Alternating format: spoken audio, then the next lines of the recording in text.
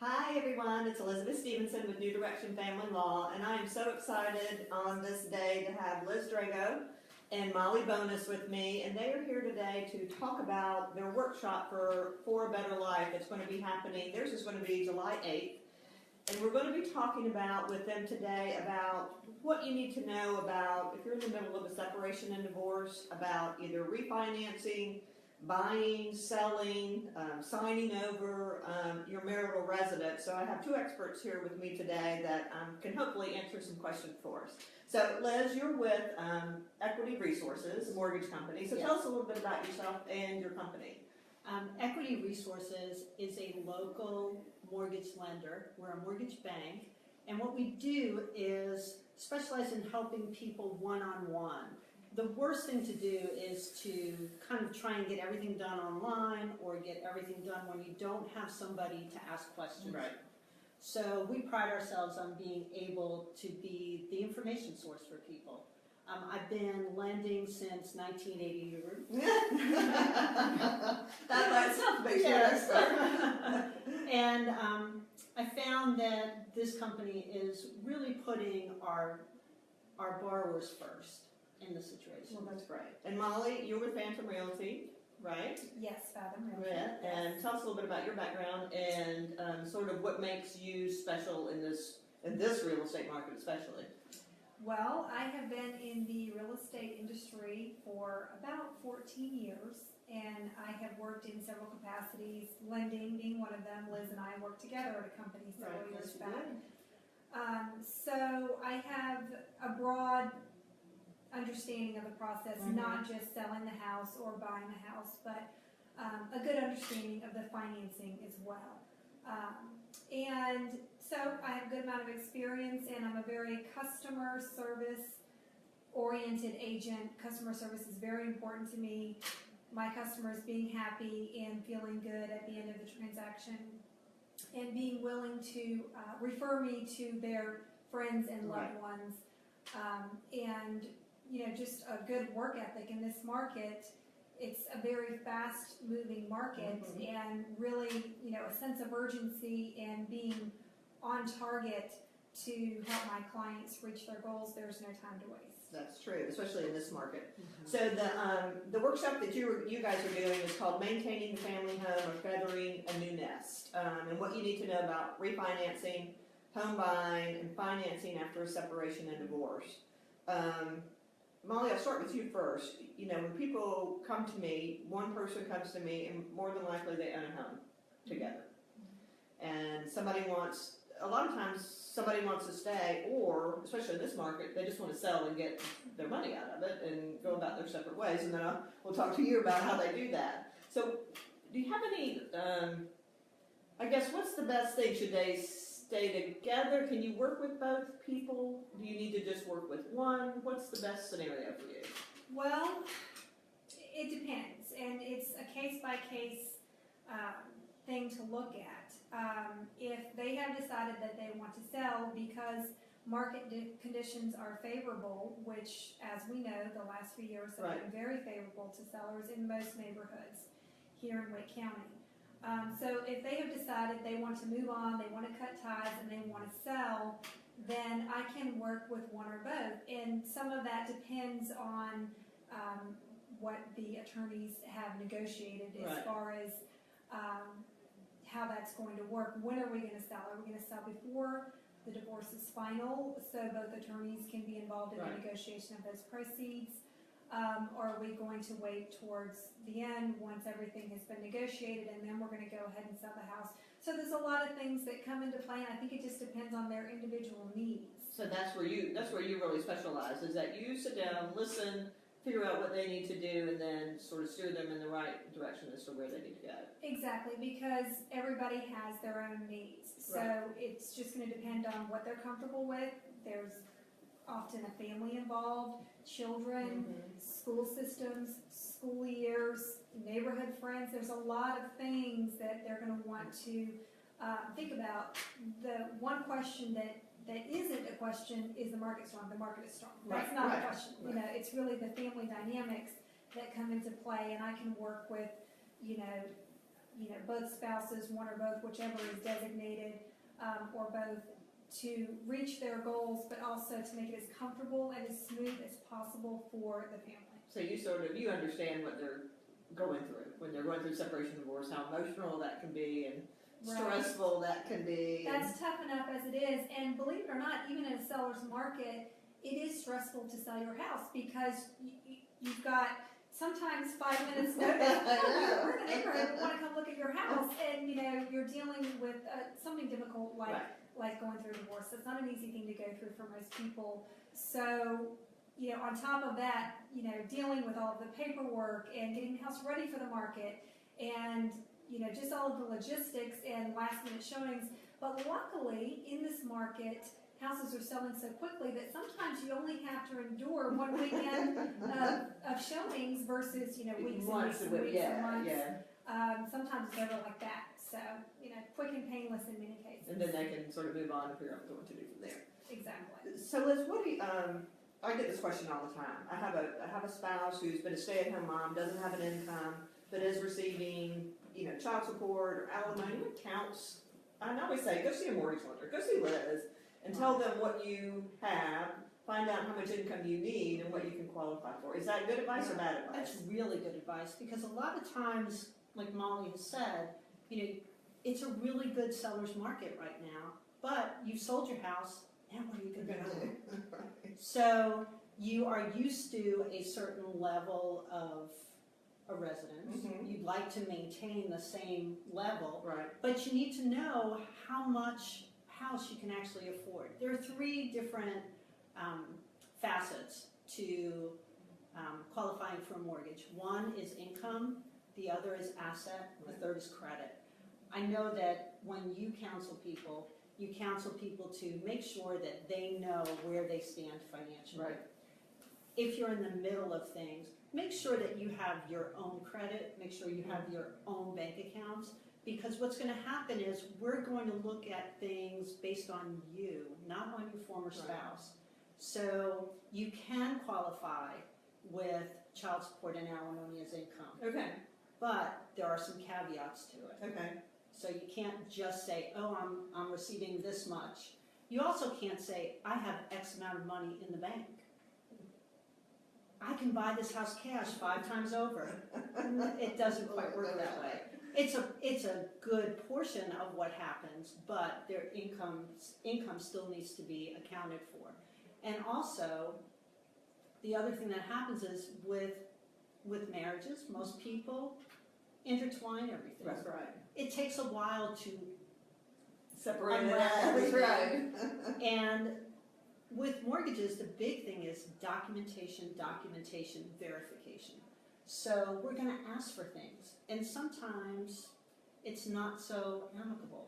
So the best thing to do is to make sure you have access to your own documentation. And that's what I say. A lot of times people come to me 4 or 5 months before they separate, or just thinking about separating. So I tell them, like you say, and you've advised me, is go get your own credit, open your own bank account, so then you have some history when they come and see you. It's not scrambling to get it done. They do have some history in that place. Do you have any advice? I mean, does it depend on the situation? Should I stay or should I go? Because 2 houses can live as one. I think it's really kind of one of those ideas of, I can tell people what they can qualify for. It's a really rough time. Nobody wants to make changes unless they really have to. But the first conversation I have with someone is always, what payment are you comfortable with? Where is your comfort level? You don't want to overburden somebody. And it could be that they decide as a family not to sell the marital home and have one person stay there with the children. And then it becomes, do you refinance?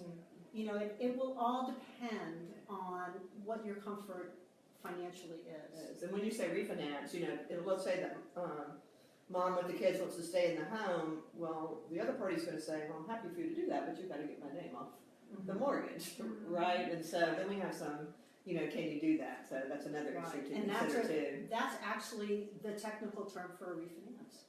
is to rewrite the mortgage. And anytime you remove someone from the mortgage, you're rewriting the mortgage. Right, and You you're can not rem- dependent on them Right.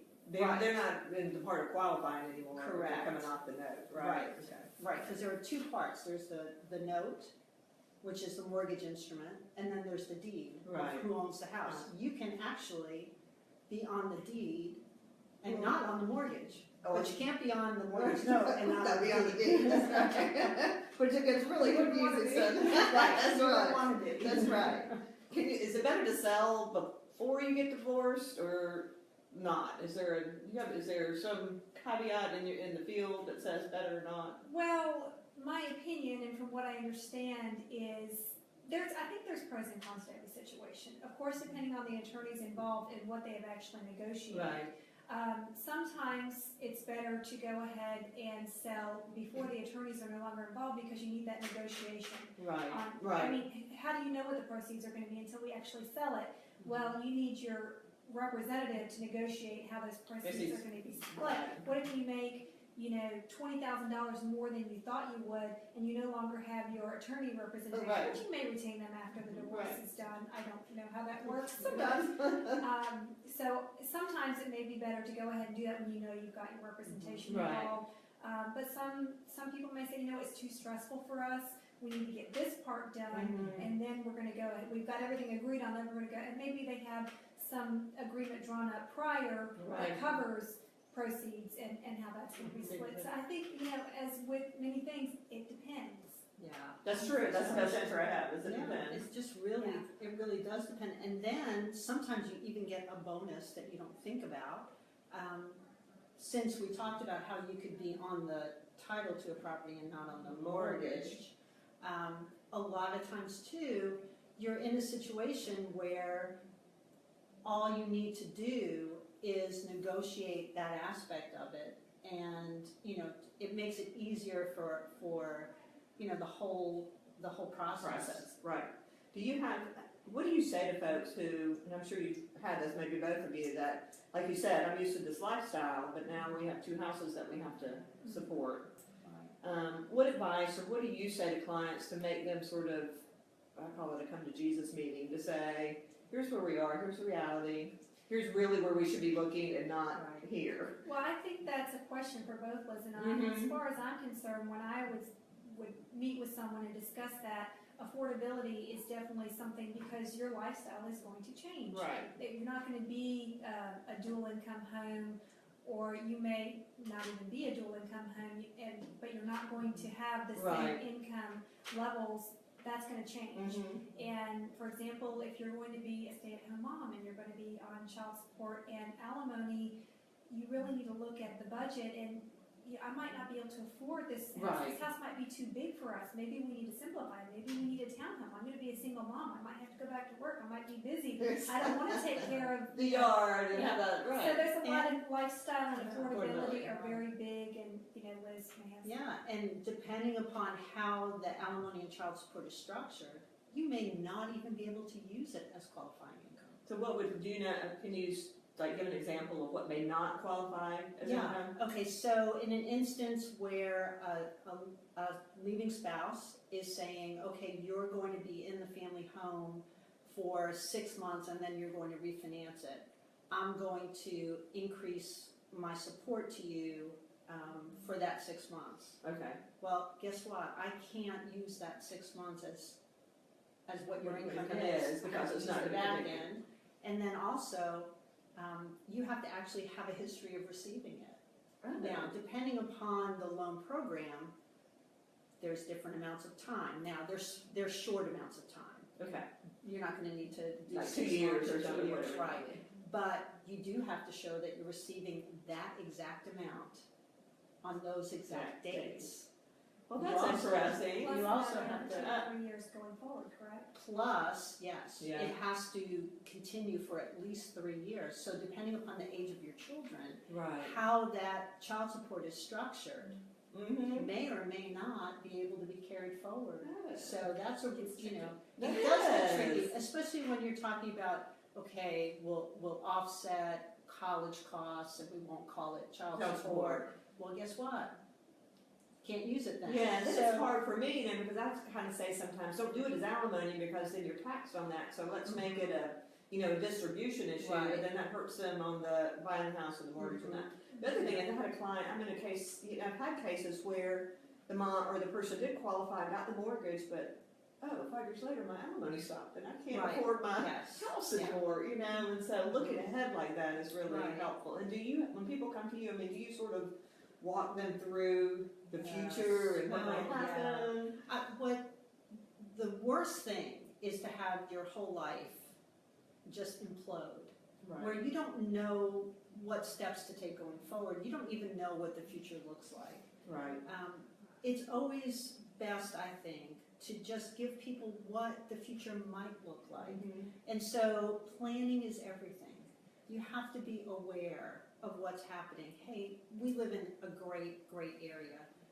Property values are increasing all the time. We are living in that nice little bubble kind of thing. It's not crazy, but it's stable. Right. So, do you stay for a couple of years and give your children a chance to move through this and then make a lifestyle change? We have the ability because our values are holding. Right. But again, if you're not planning on going back to work and your alimony stops or your child support stops, you have to understand that this house payment is going to continue. That's right. That's right. So I always like to look at it as a whole. That's right. And That's right. say, chances are you're going to be moving. Right.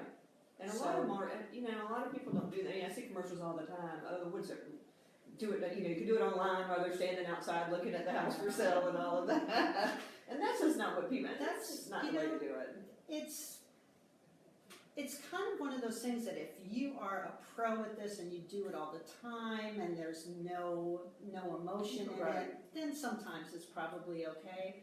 But when you're looking for down payment assistance, when you're looking for mortgage insurance, when you're looking for something a little bit outside the box, that's when somebody like me comes into play. Well, and then I can just tell you why I don't recommend doing that. Okay. Why I don't recommend applying for your mortgage once you pick the house.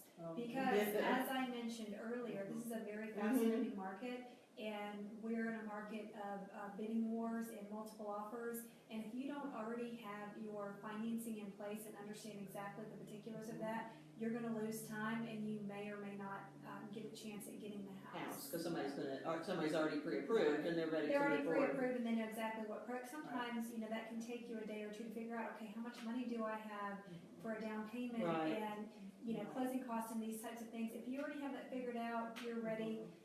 I've even seen houses get offers sight unseen this past year. Sight unseen. Oh, my word. So, I'm talking lines all the way up the street.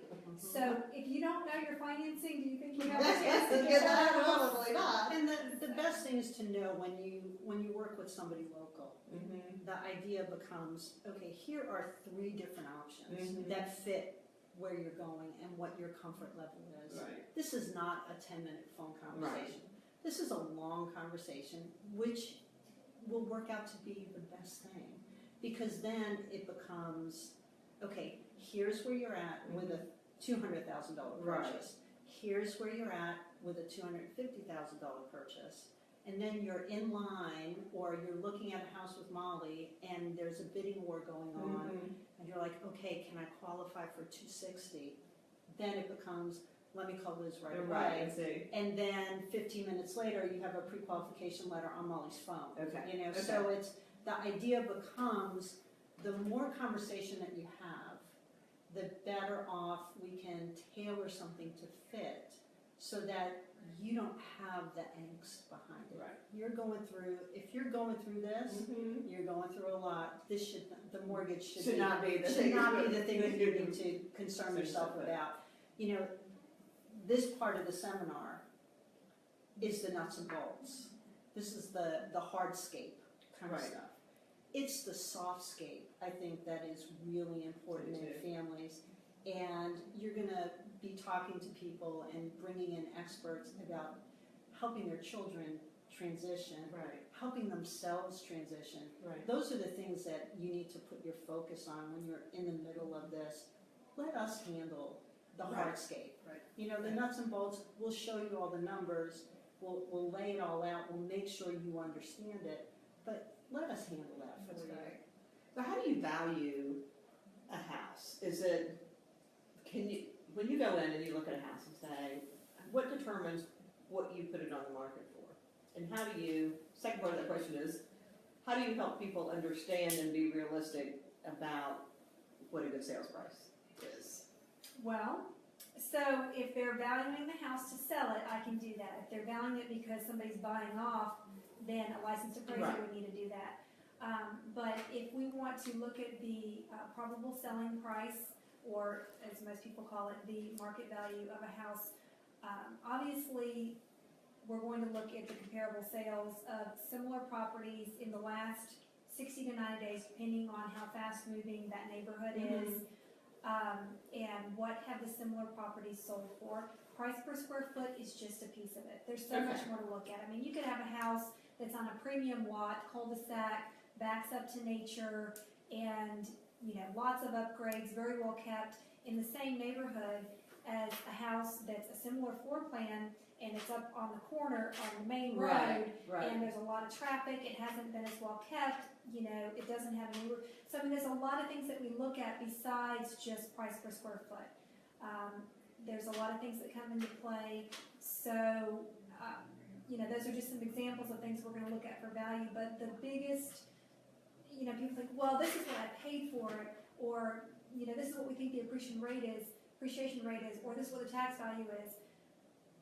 Maybe those are some things to consider, but really it's the market and what have similar properties sold for, what compensating factors does this home have versus the similar property that just sold 2 weeks ago. So those are kind of the basics, and we do get even more in depth than that, but that's just some of the basics as far as, and then as far as being realistic, that is one of the biggest challenges of listing homes, is because it is a personal thing, and you've got a homeowner who's been in a home and they put their blood, sweat, and tears into it, and they put, depending on when they bought and the neighborhood and the market timing, sometimes it's not good news that I'm sharing with them, and it's tough.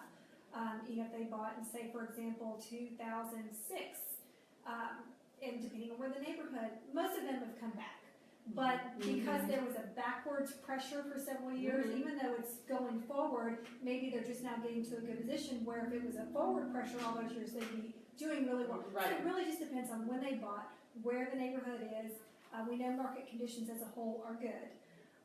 So it's another one of those case by case, it depends types of things. And also, if Molly is listing a house in a very fast moving market, in a fast moving neighborhood, the comparable sales may not have caught up. So that's true, So she We may had a lot have, of that this past year where appraisers were not supporting the contract price, but yet there were bidding wars, thousands and thousands and thousands of dollars over asking price, and the appraisers were like, no, we're just not going to give you the value. So that's interesting when that happens. And because we can only lend. Well, that's what I was going to ask, There's a difference between asking price, contract price, and appraised value. So does it all depend on the appraised value for you? Yes. Yeah, it all depends on the appraised value. Now, you can purchase a home, contract price, higher than the appraised value, that's fine. But then you're going to have to make up, you have to make up the other part of it. With FHA and a couple others, but I think we're probably going to have some of that this year.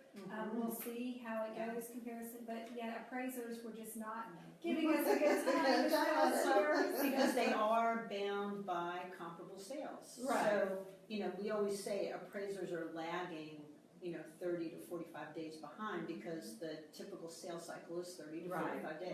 But the market's moving so fast that they're like, wait a minute, we're not there yet. And we're like, no, we're here. We're here. We're all here. You need to come aboard. So tell me a little bit about what people should expect from your workshop. Is it they'll come with their questions? Is it nuts and bolts and you answer questions? Is it an overview? Is there something in particular they should expect or come prepared for? Well, for me, I think there's some talking points that I would like to touch on during the workshop, but obviously answering people's questions is going to be a valuable service to them. So for me, I would like to have a little bit of both. Okay, that's great. And Liz? And I'd like everybody to come prepared for a little math. I know. I think that it's really important to know what you're comfortable with, but then also what you can qualify for. Right. So I'm going to talk about ratios, and I'm going to talk about percentages, and I'm going to talk about all those fun things. It's good to know. And Are it's there good to certain be numbers they prepared. need to come with? I'm assuming what their income is, I don't know what their Just- bills are, what they, Yeah, that kind of thing. what their income is, what their revolving credit and installment credit debt is Okay. all about, just for them, not for their Okay, spouse, spouse. what they're holding Right. out for themselves.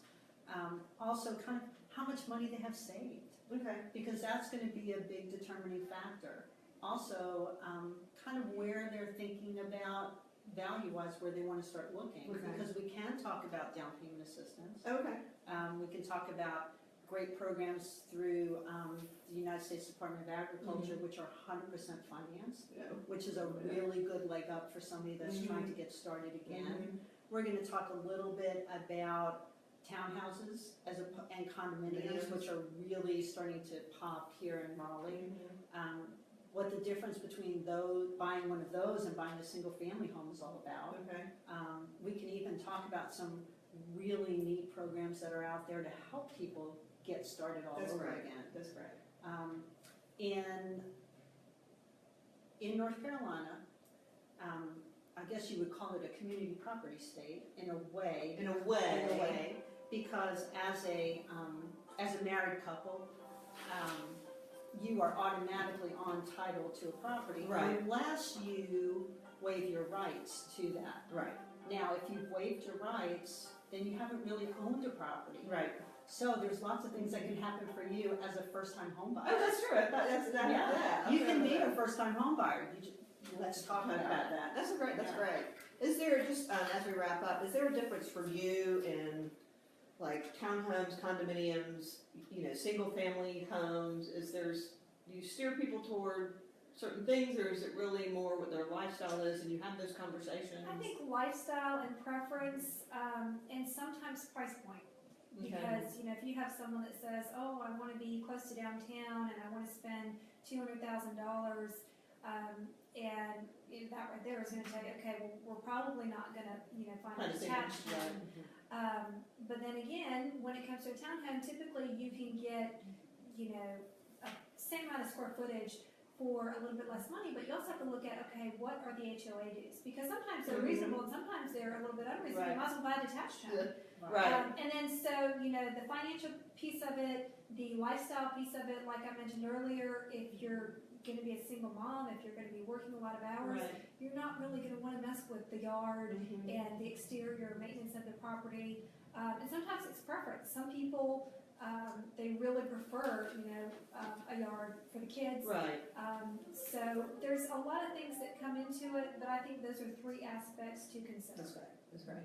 And then just talk a little bit about commission and what people should expect. Is it all over the place in this market? Is there like a sort of general rule of thumb? Real estate commissions are always negotiable. Okay. You've got a commission paid out to the listing firm, and you have a commission paid out to the buyer agent's firm. So you've got two different firms receiving compensation.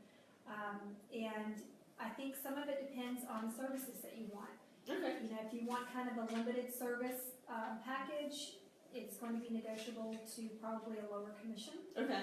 But if you really need a lot of hand-holding and full service, obviously we're going to expect to be compensated for that time. So you're probably tired of me saying it depends. There's a lot in real estate that's negotiable and case by case. So that's great. Well, I'm so looking forward to you guys coming in July 8th. We start at 9 o'clock. You can register online at our website, New Direction Family Law. Just click on About and For a Better Life, and we'll take you through the steps and get you signed up. They're in Raleigh. The directions are on our website. And if somebody want to get in touch with you, what's the best way to do that, Liz, for you? Best way is I'm online Okay. at Equity Resources. You can find my tab and get in contact with me by phone or by email. Okay, that's great. And Molly? For me, cell phone, email, text, social media, Twitter, website. Facebook. I'm everywhere. I'm not hard to miss, so it's it's just, Molly Bonus, just Google me, you'll find something on there. That's great. And I will tell you, I've had clients that have worked with both of you, and they're so, you sort of have my same philosophy where you take time, you listen, you provide services. You're not just there, to close the deal or get the mortgage or whatever that is. So please, if you're selling, buying, want to refinance, or in a new home, just talk with Liz or talk with Molly, and they will take extra good care of you. And then we will see you next time on New Direction Family Law.